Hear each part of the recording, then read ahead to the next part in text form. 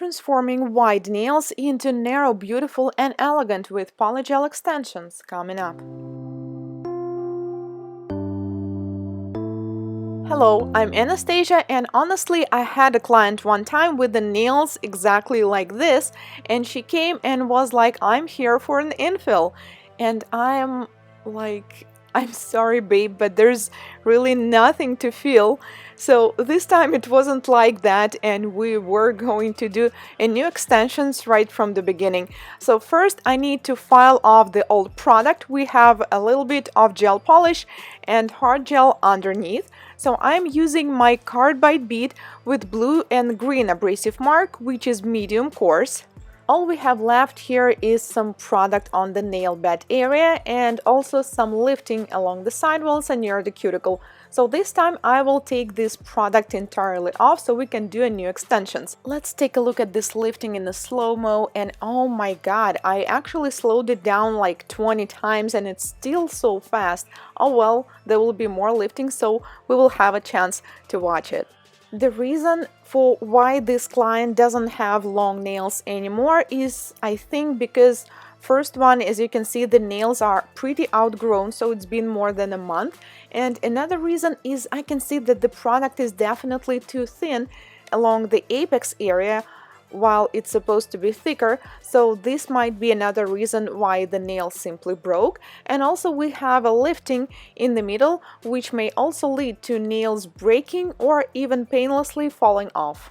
Here we have a clear product, so it's pretty easy to see any product lifting. So once you see any difference in color, usually it's white or sometimes yellowish, that means you need to take it all off. So first thing I do, I file off the product around it, and usually once I file it off, the lifting part will simply fall off by itself. Goodbye, lifting, we don't really need you in our lives.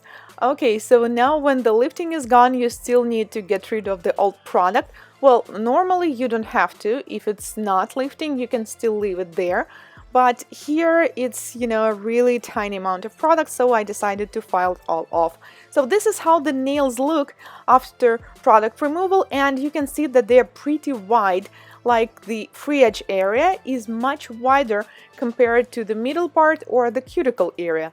And for this kind of nails, the best solution will be definitely almond shape or ballerina or coffin shape. I strongly recommend to avoid such shapes as oval or square, especially if you're going to do short nails, because they will make them look even wider than they actually are. But if the client is willing to do long nails, then it can be almost anything, like any pointy shapes, stilettos will work just fine. So now I file the free edge short so we can easily fit the forms and keep working, and then I'm going to push back the cuticle with orange wood stick.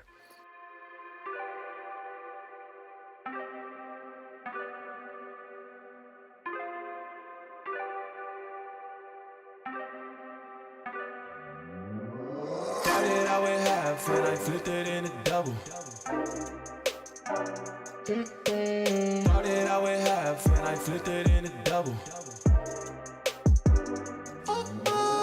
Said I'm again, we gotta go. Take one, then I dash away from pole. Yeah, snakes around my grass, they want my dough though. But I keep a 40, they don't know. Got the Henny, you get cold. Smoke on Reggie, that's a no.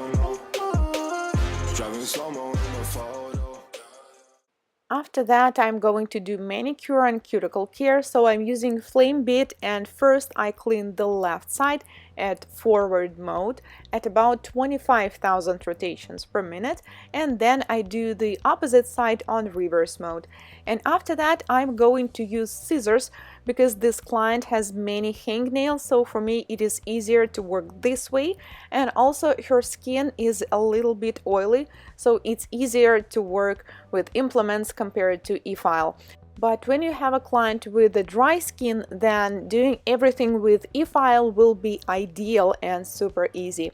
So I'm cutting only the dead part of the cuticle, only the white part. So you guys usually ask me, how can you tell if the skin is living on non-living tissue? Well, if you prep it really well with e-file like I just showed you, then you can always see, because this is like a hard whitish tissue and it is not supposed to hurt. By the way, this procedure should not be painful. I will also cut all the hangnails so they will not bother her again. Now I'm going to use sparkling magnetic power gel, which is kind of like polygel but a bit thinner, and this is what I'm going to use to do extension. So I already applied dehydrator and non-acid primer, as well as base coat, and cured it for 30 seconds in LED, and now I'm going to do the application. I'm using an alcohol as the polygel liquid, and this brush, when I started using it, was so great, but unfortunately, because I was using alcohol or polygel liquid with it for a while, then as you can see, it doesn't really hold together anymore. It is synthetic brush number 8, and it kind of looks like it's acrylic brush, but it's not, because it's not Kolinsky. So first I always create the shape, and our goal is to make these nails look more narrow. So that's why I recommend doing a little bit pointy almond, not the oval shaped one. And it will look so much better if the length is at least medium, because with super short nails it is really hard to do that and the nails might still look wide. So if you have a client like that, I recommend you to suggest to do longer or medium length nails, because it will make them look so much better. After freeze curing for about 30 seconds, I slightly pinch the nail and cure it for the remaining 30 seconds. And now I apply more product, this time right from the cuticle, and this is how I'm going to build apex and the structure of the nail. Because the first part was only the free edge, and with this one we're going to build the entire nail. So you can actually do it all in just one step. It is quite possible, and this product allows you to do that. But when you're working with the white nails, if you will pinch them only one time, then you might not get this kind of result. Freeze cure second layer as well for 30 seconds, pinch it, and this is what we have. Now let's take a look at these nails. They look so much better and elegant, right? Now let's do it over again so you can see all the details. So dehydrator, non-acid primer, and a thin layer of base coat, and you can use any stock of base coat that you like from your gel polish system. They usually work great with polygel. Cure it for 30 seconds, and then I'm going to apply the polygel. So I start with the free edge, and if you have a forms like that, it's really cool because you can always take a look at this line in the center that will guide you, and it will be easier to create the shape like that. So you need to stick to it and make sure that your center is where it's supposed to be, because it will be quite hard to fix it after you cure it.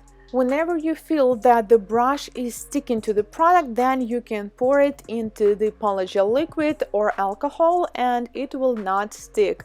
So now we can see that I probably took not enough product, and this nail looks kind of shorter than the other ones, and it's not a problem because you can always take an additional portion of product and simply add it. And that's the great thing of working with gels or polygels, that you can always add or even take the excess one before you cure. So I recommend you to check it before you do the curing, because it will really help you to save time and eliminate the excess filing. Also, once you did the first nail, do not forget to measure it with the opposite hand with the other nails on the same hand, so they will all match. Because with square shape, if you accidentally will do one much longer than the others, it will be not hard to fix it, but with almond shape it will, because once we pinch them, you've kind of set this exact length. So now I freeze cure it for 30 seconds, take off the form and slightly pinch it and cure for the remaining time, which is for this gel another 30 seconds. And now I'm going to take a larger portion of the product, apply it on the top and build the structure. Bitches ready for them photos. I see all the things on my mind, yeah. Stacking money like 365. Cause this shit is real. Oh, cause this shit is real. Oh, cause this shit is real. Oh, no. Don't say you get money, boy, you been broke. This is how the nail look after the product application. We can already see that they look so much better and no one can really tell that they used to be wide. Now we need to take off the sticky layer, and I'm using this special liquid which is called cleanse, but you can use alcohol as well. Just make sure you're not touching the client's skin, because we need to avoid any contact with uncured product, including sticky layer. Now all we need to do is to file and shape the nail. So most of all, I need to do the shaping, so I will file the sidewalls and the surface a little bit, and I will be using only 180 grit because this is all we need. Most polygels are pretty easy and soft to file, and also you probably noticed that after the application I try to smooth out the surface with the brush, so I will need less filing. Only cash up in my vision and the soul. Now I'm smashing on the model cause I bought. Hey, cause there's cream, I'ma take the team. We gon' be hot, hot like steam. I just got the dreams, I know what you mean. It's all funny to the feet. I get 50 to my G. Hey.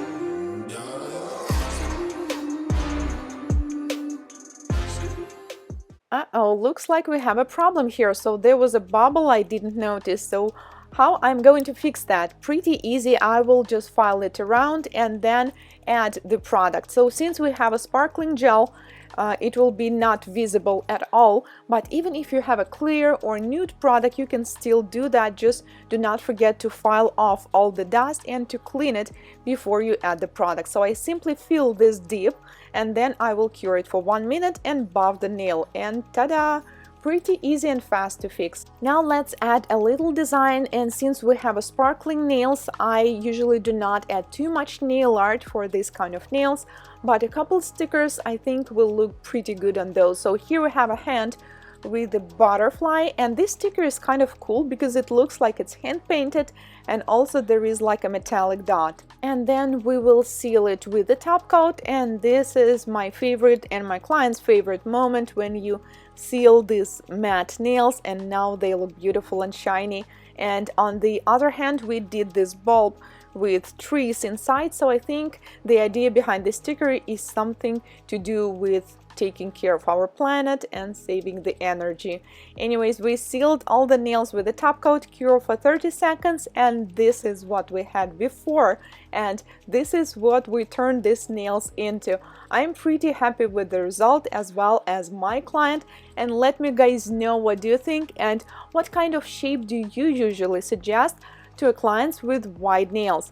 Thank you so much for watching, and do not forget to subscribe if you would like to not miss my new videos and tutorials just like this one.